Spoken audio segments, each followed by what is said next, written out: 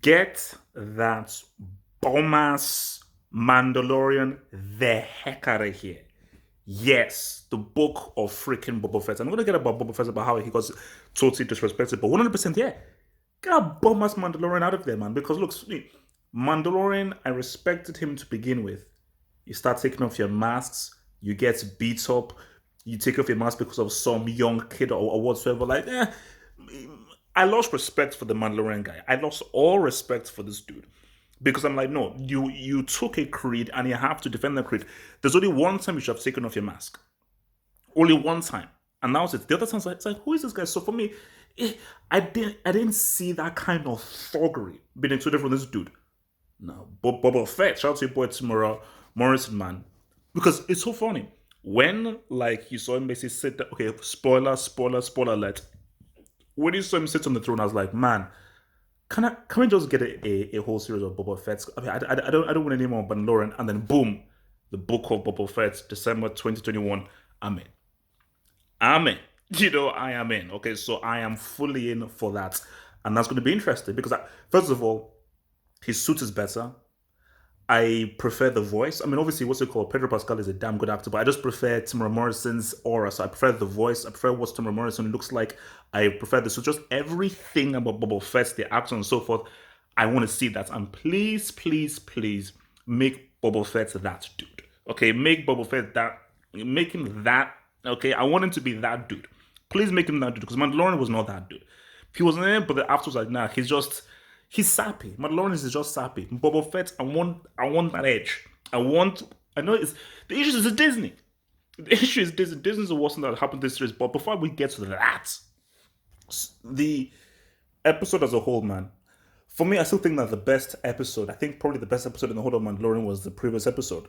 The one that Rick from Wayward did with where Bill Burr was quality. Is it Bill Burr?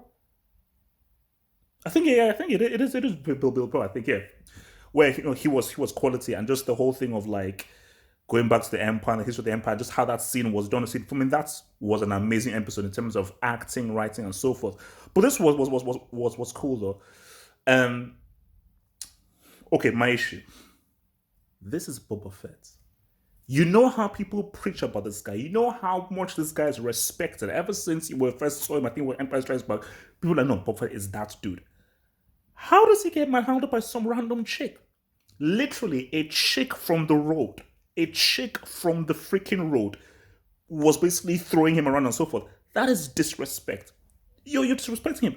If he's gonna get beat up, let him get beat up by someone that we know that's formidable. She's just some random chick. Just some random chick was stepping up to your boy Boba Fett. I know, no, for me that angered me. That's a Twitter. That just angered me, man. But with regards to the episode, you see, for me, I've never liked the Dark Troopers. Call George Lucas and just ask him for some design help because in George Lucas all he wants, the guy knows how to design stuff. Because every time I just see those stormtroopers and everything, I'm like, man, Lucas, it's all he wants. Not a great writer, did some weird things. The guy knows how to design. Please call him up and say, George, can you please help us design some Dark Troopers? Because those Dark Troopers, the design looks garbage. Okay, the design is Class B brick design. So I didn't really like that. I mean, the fight was good between him and Mando, but I just didn't like the design of the Dark Troopers. So as an episode of so forth, yeah, it was cool and everything, how everything was building up and the fights and so forth. And so basically, the funny thing, when you see the Jedi come, and I was like, basically, I jokingly said to myself that, oh, is this like Luke Skywalker? But just completely flagrantly because I know it's the green saber and everything. See, because I thought it was the Ashoka, but then I was like, well, this saber is green, and she has like two sabers. So I was like, okay, it has to be like a Jedi. So I was thinking that it's just some like random Jedi or something. Because for me, I just assumed that this took place after piece of crap episode 9. But obviously, this obviously takes parts after episode 6. Because only 3 Star Wars films exist. Because you don't know, only 3 exist. Those other 6, complete crap. I disregard them. So I just thought, okay, this is just like maybe some Jedi. Then when he now takes off his hood, and it's look, I was like, oh wait. So okay, so this is just straight after episode 6. Now here's the thing. I don't know what it was. I think it was, yeah, maybe that's why they got Peyton Reed because, oh no, yeah, because Peyton Reed did, I think he did Ant-Man.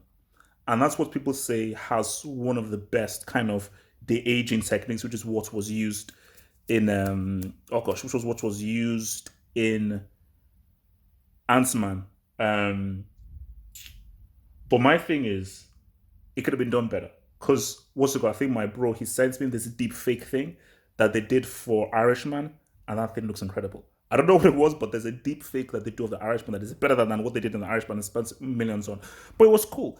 But here's my thing though. Mark Hamill still exists because that isn't Mark Hamill's voice. That isn't Mark Hamill's voice. They obviously got someone to mimic what a young look would sound like. Guys, who gives a freaking damn? Okay, it's just a freaking Disney Plus series. Do you know how amazing it would be based on the crap that was that last piece of crap last year, that horrible film that disrespected Skywalker? You know how amazing it would be if you actually got Mark Hamill to voice that dude? Why did you get Mark Hamill? It makes no sense.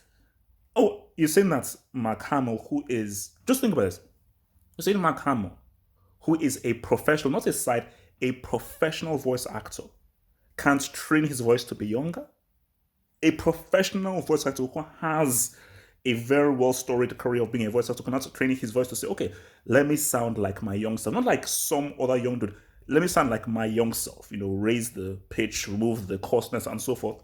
That'd be amazing if you look at my camera, because that was just some random dude that they got, unless I'm wrong, they just got some random dude to voice homie. So if I'm wrong, maybe if that was Mark Hamill, but from what I'm hearing, I don't think that was Mark Hamill. And if it wasn't, why don't you get Mark Hamill? That would have been amazing if they got him. So that for me just really annoyed me that they didn't get Mark Hamill to do the voice. But look, it was interesting because so Chris just seeing that, you're like, oh my god, man. It just shows you just the because what he did to lubricate all of those freaking dark troopers and so forth, he didn't do anything close to that in those piece of crap films that were trying to bow down to the white chick princess that was freaking Ray, that useless piece of crap main character. So it is what it is, man. But look, man, maybe this is another video that I want to do at another time. But for me, Mandalorian, I still feel that what's holding it back, a made quality series, really quality series, the best thing that has come from Star Wars in a long time. Yeah, the best thing that has come from Star Wars since episode 6. But I think Disney's holding it back. I think the Disneyness and just it is why my fear for the Boba Fett series, because I just feel like in Mandalorian, it could have been a lot more edgy, it could have been a lot more hardcore, it could have been a lot more thugged up. Doesn't be rated 18 or 15, but it could have been a bit more. Because for me, like the kind of edginess you got in Empire Strikes Back, you can't get under Disney. They ain't gonna allow it. I don't know. Empire Strikes Back is what is seen as the best Star Wars film, but yeah, man. I'm all for Boba Fett. Get this freaking bum ass Mandalorian the heck out of here. Nah, man. The guy is sappy. Good fights and so forth. Nah. Boba Fett series, boom. And this is my thing. Get Rick Famuyiwa to do most of that stuff, man. He has, let's just keep it real, he's been the best director. He's been the best director. He's been the best director writer in it. Get him to do that Boba Fett series. Let's roll, because for me, I'm in for that. I am in for that. Because and my hope is but then my fear is because of freaking Disney and their sapping Disney. Like what's that crap at the end with like oh my little green friend Grogu, and they all start crying and everything. Wait, what is this? You're a freaking man, you're a freaking soldier, Mandalorian. What the heck is this? So Boba Fett, please don't make him sappy. Please don't make him all teary-eyed. Make him that hardcore, that dude, and let's ride. Let's ride, man. So yeah, man. Also, by the way, see, is it Ludwig Gustafsson or Goranson? Music in this thing, I keep saying, best thing they ever did was not to use general Star Wars music, was use original music. One of the best decisions they ever made for this whole thing. But shout out to everyone from this, man. Sign me up for that Boba Fett thing, man. Remember to like that vid. Remember to subscribe. One.